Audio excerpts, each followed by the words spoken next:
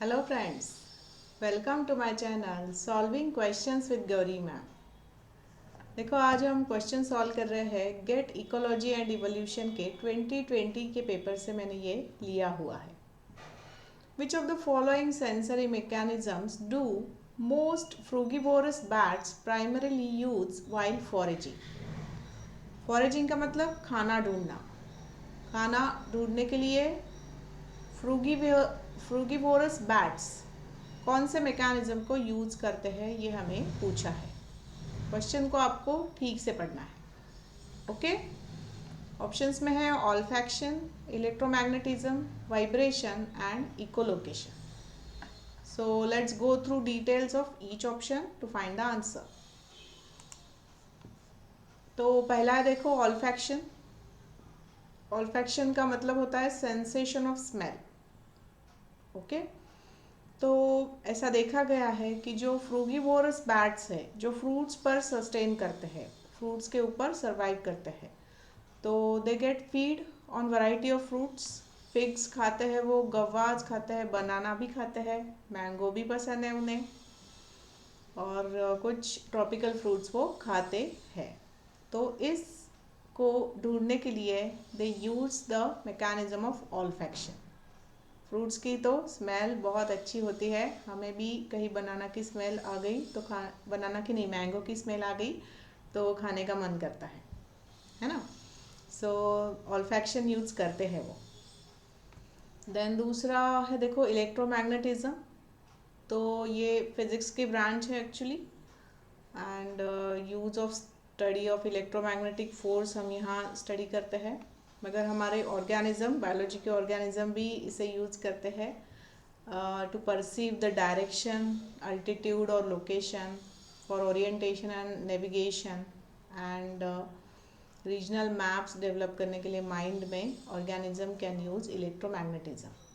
इल जो फिश है वो इसे यूज करती दिखाई देती है। फिर देखो वाइब्रेशन। वाइब्रेशन ये भी एक इम्पॉर्टेंट मैकेनिज्म है used for the communication in animals.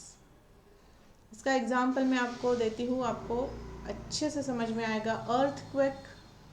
Earthquake किसे पहले पता चलता है? एनिमल्स को।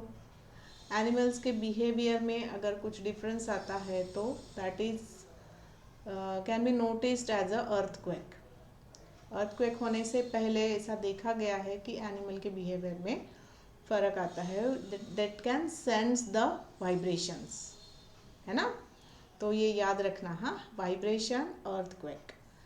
तो इसके अलावा देखो, प्रे प्रीडेटर इंटरेक्शन में, मदर टू यंग रिलेशनशिप्स में, मेट चॉइस में, एंड फूड के रिक्रूटमेंट में भी वाइब्रेशन का रोल है। ओके, लास्ट ऑप्शन है इकोलोकेशन। इकोलोकेशन मतलब साउंड वेव्स को प्रोड्यूस करो और उसके इको को डिटेक्ट करो।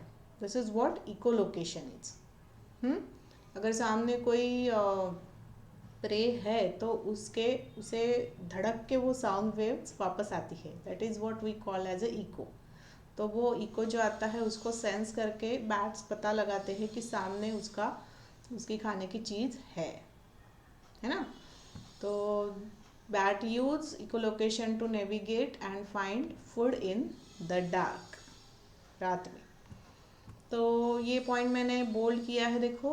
तो यहाँ पर देखो, frugivorous and omnivorous use 3 major senses. एक है इकोलोकेशन, एक है ऑल्फैक्शन, और तीसरा है vision for navigation and foraging. Got it.